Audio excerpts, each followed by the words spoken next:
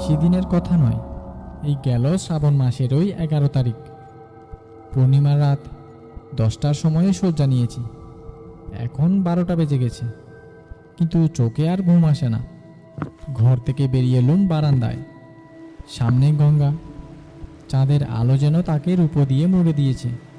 ভাবলুম খানিকটা বেরিয়ে এলে হয়তো অনিদ্রার কবল থেকে মুক্তি লাভ করব। বেরিয়ে পড়লুম। একদিকে চির জাগন্ত গঙ্গা, আর একদিকে ঘুমন্ত বাড়ির সারি, মাঝখানে প্রতীকহীন পথ। কোনো ঘাটে বিকটকণ্ঠ গায়করা পর্যন্ত পাড়া কাঁপানো চিৎকার করছে না। এই চমৎকার নির্জনতাটুকু উপভোগ করতে করতে এগিয়ে চললুম।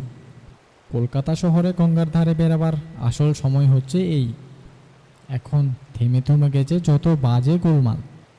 আকাশ আর বাতাস, কান আর প্রাণ ভরে জেগে আছে শুধু গঙ্গার জলতরঙ্গে হিমালয়ের গম্ভীর বাণী। কত কোটি কোটি যুগ আগে জন্ম হয়েছে এই পবিত্র বাণীর, কেউ তা কল্পনাও করতে পারে না। একে নিঃশেষে গ্রাস করতে পারেনি অনন্ত সমুদ্র। মস্ত বড় একটা বটগাছ অনেকখানি জায়গা জুড়ে আবছা অন্ধকার সৃষ্টি করে দাঁড়িয়ে আছে। তারই মধ্যে এখানে ওখানে দপদপ করছে 4-5টে জোনাকি। কে যেন আগুনের ফিনকি নিয়ে ছিনিমিনি খেলছে। জায়গাটি ভালো লাগলো। বটের ছায়ার তলায় নিদ্রিত ঘাটের কোলে এসে ছলাৎ ছলাৎ করে বেজে উঠছে গঙ্গাজল। ছোট ছোট ঢেউ শিশুরা যেন কৌতুক হাস্যধ্বনি তুলে পাষাণের ঘুম ভাঙাবার চেষ্টা করছে। সেখানেই বসে পড়লুম। গঙ্গা জুড়ে রূপলি আলোর কারিকুরি দেখতে দেখতে নিজেরই অজান্তে কখন গুনগুন করে গান শুরু করে দিলাম। হঠাৎ লজ্জিত হয়ে গান থামিয়ে ফেললুম। লজ্জার কারণ আছে। দৃঢ় পণ করে গঙ্গার ধারে যারা নিয়মিতভাবে বেসুরো গান গেয়ে লোক জ্বালাতে আসে, আমি তাদের দু চোখকে দেখতে পারি না। অথচ আজ আমি নিজেই গঙ্গার ধারে বসে গান গাইবার চেষ্টা করছি। গান থামিয়ে খানিকক্ষণ নীরবে চাঁদের আলোয় ধোয়া ওপারের অস্পষ্ট গাছপালার দিকে তাকিয়ে রইলুম। ওখানে একটা আগুন জ্বলছে, বোধহয় চিতার আগুন। স্তব্ধ রাত্রির বুক চিরে মেয়ে গলার একটা কান্নার শব্দ শোনা যাচ্ছে মাঝে মাঝে। এমন সুন্দর রাত্রে মৃত্যুর স্মৃতি ভালো লাগলো না। আচমকা আমাকে চমকে দিয়ে গাছের উপর থেকে ডেকে উঠল একটা বাচ্চা পেঁচা, ঠিক যেন ভুতুড়ে শিশুর কান্না। ভয়ের কারণ ছিল না, আমি ভীতু মানুষও নই। তবু কেন জানি না বুকের কাজটা কেমন ছ্যাঁত ছ্যাঁত করতে লাগলো। অকারণেই মনে হলো পেঁচার বাচ্চাটা অকারণে কাঁদছে না, সে নিশ্চয়ই ভয় পেয়েছে। কিন্তু কিসের ভয়? তারপরেই অনুভব করলুম এখানে আমি যেন আর একলা নই। যেন কার হিসকুটে চোখের তীক্ষ্ণ উত্তপ্ত দৃষ্টি আমার পিঠের উপরে এসে বিঁধছে বারবার। নিজের অমূলক ভয়কে হেসেই উড়িয়ে দিতে চাইলুম, কিন্তু ভয় গেল না। হঠাৎ শুনলুম পিছনে কে বিড় করে কথা কইছে। তাড়াতাড়ি ফিরে দেখি বটগাছের তলায় দাঁড়িয়ে আছে একটা লোক, যেন স্থির পাথরের মূর্তি।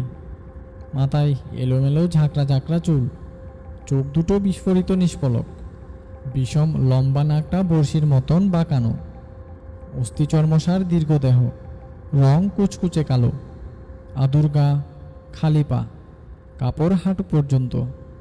ভদ্রলোক নয়।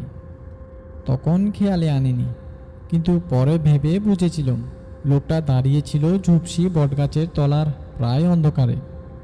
তবু 20-25 হাত দূর থেকেও আমি স্পষ্টই দেখতে পাচ্ছিলাম তার চোখ, নাক, মুখ, এমনকি হাত পায়ের নখ পর্যন্ত। চেঁচিয়ে বললুম, কে হে তুমি? লোকটা জবাব দিল না, একটুও নড়ল না। আপন মনেই বিড়বিড় করে বকতে লাগলো। আবার জিজ্ঞাসা করলুম, কি হে, এত রাতে এখানে কি করছো? জবাব নেই, কিন্তু বিড়বিড় করে বকুনি থামল না। নিশ্চয়ই পাগল, নইলে বিড়বিড় করে বকে কেন? তাকে নিয়ে আর মাথা ঘামানো দরকার মনে করলাম না। পেঁচার বাচ্চাটা তখনও সমান চিৎকার করে মৌনরাত্রিকে বীভৎস করে তুলছিল। তার এই চেঁচামেচির মানে খুঁজে পাওয়া যায় না। কোন ডালে তার বাসা? গাছের চারিদিকে চোখ বুলিয়েও আবিষ্কার করতে পারলাম না। মনে এলো বিরক্তি। না, নিরবিচ্ছিন্ন শান্তি কোথাও নেই। চাঁদের আলোয় গঙ্গার ধারে এলুম, নিরালায় বসে একটু রূপের স্বপন দেখব বলে।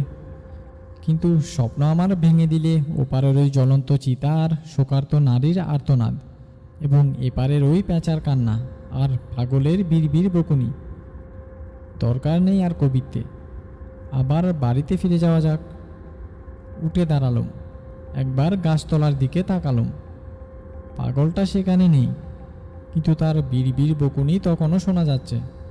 সে কথা কয় কোথা থেকে? এদিকে ওদিকে তাকাতে তাকাতে হঠাৎ আমার দৃষ্টি আকৃষ্ট হলো গাছের উপর দিকে। একটা মোটা ডালের দুই দিকে দুই পা ঝুলিয়ে বসে পাগলটা নিজের গলায় পড়ছে একটা দড়ির ফাঁস, বিড় বিড় করে বকতে বকতে। কি সর্বনাশ! তবে কি ও পাগল নয়? ও কি এখানে এসেছে গলায় দড়ি দিয়ে মরতে? না না, লোকটা পাগলই বটে, নইলে আমার সামনে আত্মহত্যা করতে চায়। অন্তত উপস্থিত মুহূর্তে পাগলামির দ্বারা আক্রান্ত হয়ে ওর বেজ্ঞান লুপ্ত হয়ে গেছে। চিৎকার করে বললুম, ওহে, করো কি, শিগগির গলার দড়ি খুলো, গাছ থেকে নেমে পড়ো। লোকটা ফিরেও তাকালে না, কিন্তু হা হা করে হেসে উঠল। কি ভয়ানক অট্টহাসি! প্যাঁচার বাচ্চাটা পর্যন্ত ভয়ে চুপ মেরে গেল।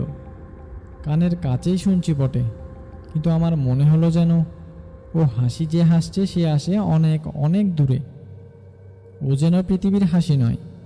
পর মুহূর্তেই আড়ষ্ট চোখে দেখলুম লোকটা জুপ করে নিচে লাফিয়ে পড়ে দড়িতে ঝুলতে ঝুলতে হাত পা ছুটতে লাগলো। সঙ্গে সঙ্গে শিউরে লক্ষ্য করলুম তার দুটো পাকানো কপালে ওঠা চোখ জ্বলছে ফসফরাসের মতো। দু এক মুহূর্ত দাঁড়িয়ে রইলুম মন্ত্রমুগ্ধের মতো নিস্পন্দ হয়ে। চোখের সামনে এমন আত্মহত্যার চেষ্টা দেখে কে না স্তম্ভিত হয়। তার জিভখানা মুখের বাইরে বেরিয়ে পড়ে লক লক করে ঝুলছে, আর তার পা দুটো ক্রমাগত করছে শূন্যকে পদাঘাত। তারপরেই হুঁশ হলো, তার দেহটা ঝুলছিল মাটি থেকে মাত্র 3 হাত উপরে। দ্রুত পদে দৌড়ে গিয়ে 2 হাত দিয়ে তার দেহটাকে উপর দিকে তুলে ধরবার চেষ্টা করলুম।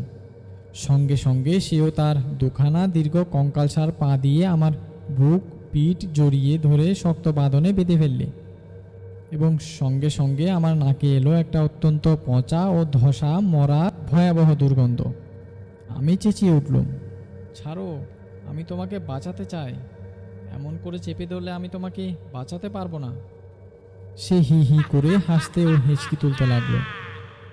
গলায় দড়ি দিয়ে ঝুলতে ঝুলতে কেউ কখনো হাসতে পারে? মনে হতেই আমার সর্বাঙ্গে কাঁটা দিলে। অনুভব করলুম যে দেহের স্পর্শ আমি পাচ্ছি সেটা অস্বাভাবিক রকমের ঠান্ডা। এই জ্যান্ত মানুষের দেহ নয়। মনের ভিতর দিয়ে বিদ্যুতের মতো খেলে গেল একটা সম্ভাবনার ইঙ্গিত। এদিকে পায়ের বাঁধন ক্রমেই ভীষণ হয়ে উঠছে। আমার বুক পিঠের হাড়গুলো এবার ভেঙে গুড়িয়ে যাবে। প্রাণপণে চিৎকার করে উঠলুম, বাঁচাও, বাঁচাও, কে কোথায় আছো, বাঁচাও! পায়ের চাপ আরও বাড়তে লাগলো, এবং সঙ্গে সঙ্গে সেই জীবন্ত মৃতদেহটা হাসতে ও হিঁচকি তুলতে লাগলো। আবার চেঁচালুম, বাঁচাও, আমাকে মেরে ফেললে, বাঁচাও! দেখতে দেখতে পায়ের চাপে আমার দম বন্ধ হয়ে এলো।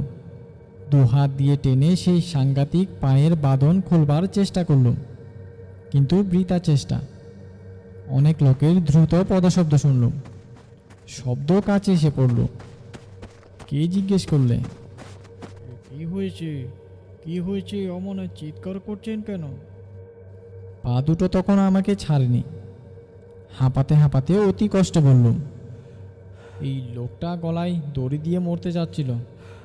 আমি বাধা দেওয়াতে পা দিয়ে চেপে ধরে আমাকে মারবার চেষ্টা করছে। আমাকে বাঁচাও! বিস্মিত প্রশ্ন শুনলুম। কই, কে গলায় দড়ি দিয়ে ঝুলছে? কে আপনাকে মারবার চেষ্টা করছে? কেউ তো এখানে নেই।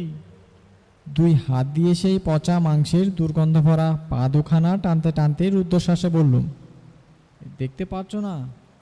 এই দেখো, এই দেখো! হঠাৎ পা দুটো আমাকে ছেড়ে দিলে। আমি এলিয়ে ধপাস করে মাটির উপরে পড়ে গেলাম। একটি লোক টর্চ টিপে গাছের এদিকে ওদিকে আলো ফেলে বললে, যে দেখুন, কেউ কোথাও নেই। মাসখানেক আগে একটা লোক এই গাছে গলায় দড়ি দিয়ে মরেছিল বটে, কিন্তু আজ আবার কে এখানে মরতে আসবে? আপনি ঘুমিয়ে পড়েছিলেন বুঝি? স্বপ্ন দেখেছিলেন? পাছে ওরা আমায় পাগল ভাবে, সেই ভয়ে বললুম, তাই হবে।